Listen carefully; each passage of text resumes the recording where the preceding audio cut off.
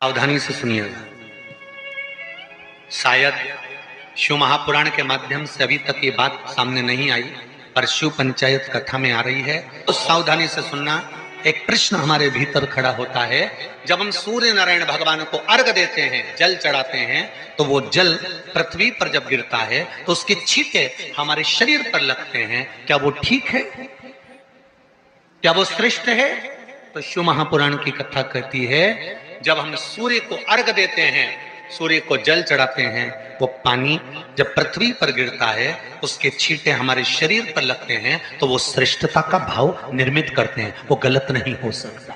कारण अब वो भी समझ लीजिए।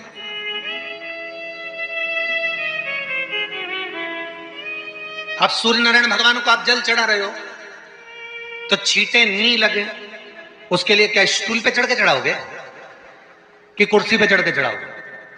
अरे बोलो तो सही। अब कई लोगों के दिमाग में यह बात भरा गई कि हम भगवान को जल चढ़ाते हैं, वो हमारे शरीर में छींटे लगते हैं, जमीन पे से पानी गिरता है, वो हमारे शरीर को छींटे लगते हैं, भगवान को अच्छा नहीं लगता होगा। कौन ने कहा? पहले तो उसको पकड़ के ला। मेरे राम जी महाराज, मेरे भगवान कृष्ण, बड़े बड़े संत, साधु, सन्यासी, तपस्वी, साधक, उपासक जितने भी हुए, जिन्होंने सूर्य की आराधना करी, इन्होंने टेबल पे चढ़कर या कुर्सी पे चढ़कर जल नहीं चढ़ाया। इन्होंने पृथ्वी पर खड़े होकर ही, क्योंकि पृथ्वी तत्व के देव हैं शिव। जब हम मृत्यु लोक पर खड़े होकर, पृथ्वी पर खड़े होकर भगवान शंकर का भाग पृथ्वी तत्व को धारण कर कर जल को हाथ में लेकर जब समर्पित करते हैं, और जो जल नीचे गिरता है वो शरीर पर अगर लगता है तो हमको उसका आशीर्वाद ही प्राप्त होता है, दोष नहीं लगता। पर लोगों ने इसको विपरीत कर दिया। कि कौन ने विपरीत करा? कई लोगों ने इसको विपरीत कर दिया। कौन ने विपरीत करा? तो जो दूसरे धर्म के लोग होते हैं, जिनको हिंदू धर्म से नफरत होती है और जो हिंदू धर्म की पूजन, सेवा, अर्चना को समाप्त करना चाहते हैं, वो धीरे धीरे धीरे धीरे कहने लगे कि सूर्य को जल चढ़ाओगे तो शरीर में लगेगा, शरीर में लगेगा तो दोष लगेगा। इसको कह कहकर घर घर में सूर्य को जल चढ़ाना लोगों ने बंद कर दिया कि आप जल चढ़ाएंगे तो दोष लगेगा, शरीर पे छींटा लगेगा, शरीर को ऐसा लगेगा। ये दोष नहीं है। कितनी सुंदर बात है महाराज।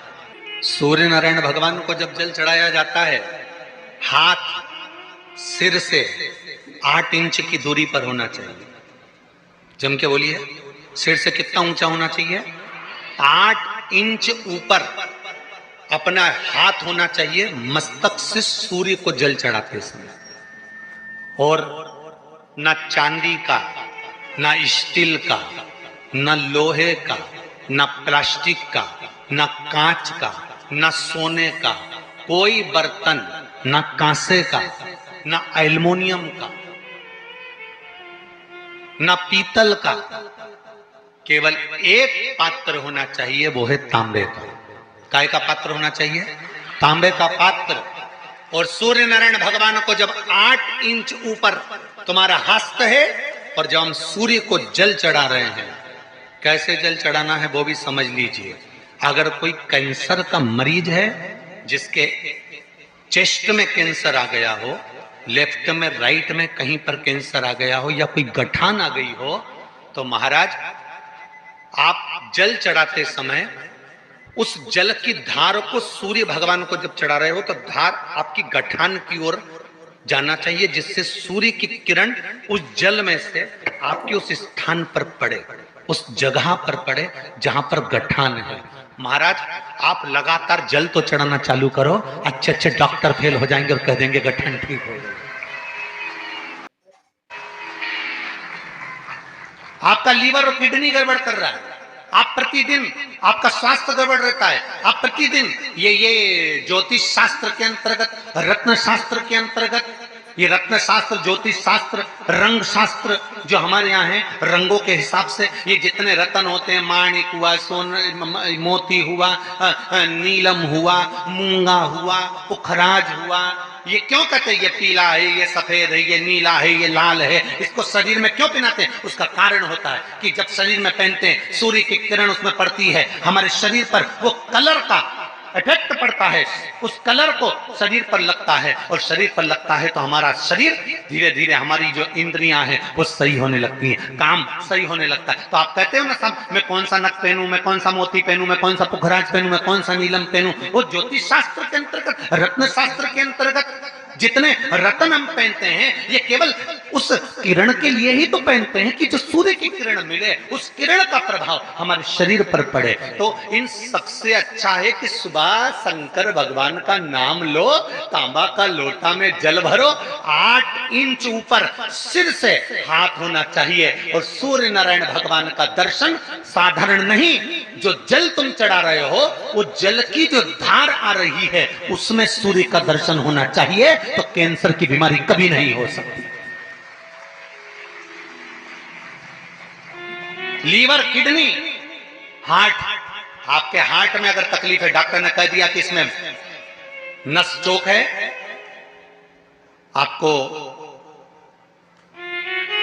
कहीं ना कहीं छल्ला डलेगा, आपको कह दिया इसमें कुछ ना कुछ प्रॉब्लम आ रही है, आप सूर्य को अर्घ देना चालू कर दो, सूर्य को जल चढ़ाना चालू कर दीजिए। आप सूर्य को जल चढ़ाओ, वो जल की जो तरंग आ रही है, वो जल जो निकल कर जा रहा है, उसकी जो किरण आपके हृदय पर, आपकी छाती पर पड़ रही है, नाड़ियों में पड़ रही है, नसों में पड़ रही है, उसका बल देखो तो सही। 1 महीना लगातार चढ़ाओ, तो 15 दिन 20 दिन कर तो देखो। क्यों राम जी महाराज जल चढ़ाते थे, क्यों भगवान कृष्ण जल चढ़ाते थे सूर्य को, क्यों दशरथ जी महाराज जल चढ़ाते थे, क्यों कश्यप ऋषि जल चढ़ाते थे सूर्य को, सारे 33 कोटि देवता, सारे ऋषिवर, साधु संत सन्यासी तपस्वी साधक उपासक सब भगवान सूर्य को अर्घ दिया करते थे। क्यों देते थे, किस लिए?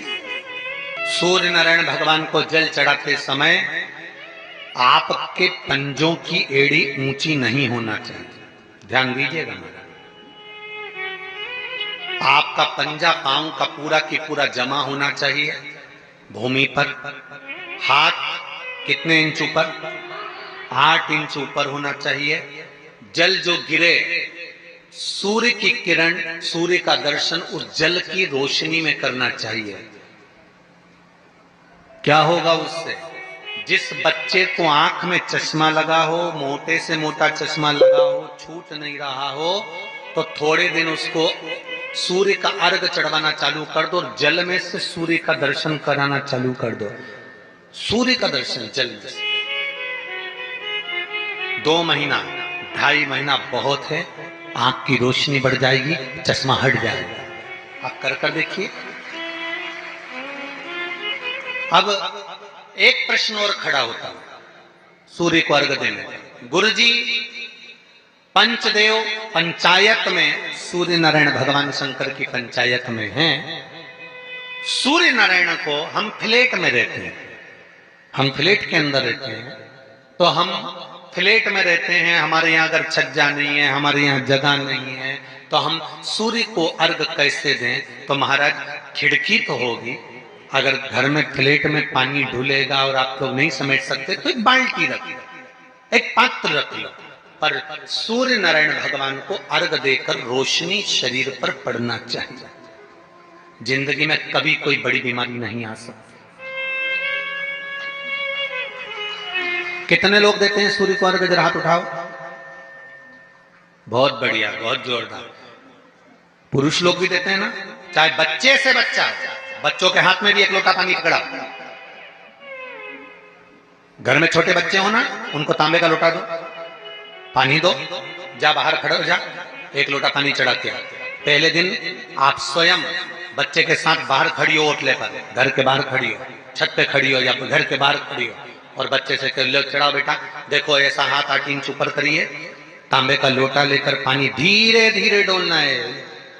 जैसे वो स्लो मोशन के सीन नहीं होते नाटक में, ये एकदम धीरे धीरे, बस नहीं तो मालूम पड़े छोरा छोरी एक साथ उंडेल के अंदर नहीं। जल चढ़ाते समय उस पानी में से सूर्य की किरण पड़ना चाहिए, सूर्य की किरण। एक बात और कहना चाहूंगा, अगर आप लोग स्वीकार करेंगे तो, अगर कहीं आपको लगता हो कि बच्चा पढ़ने में कमजोर है, विद्या में कमजोर है, रिजल्ट अच्छा नहीं आ रहा, पढ़ने में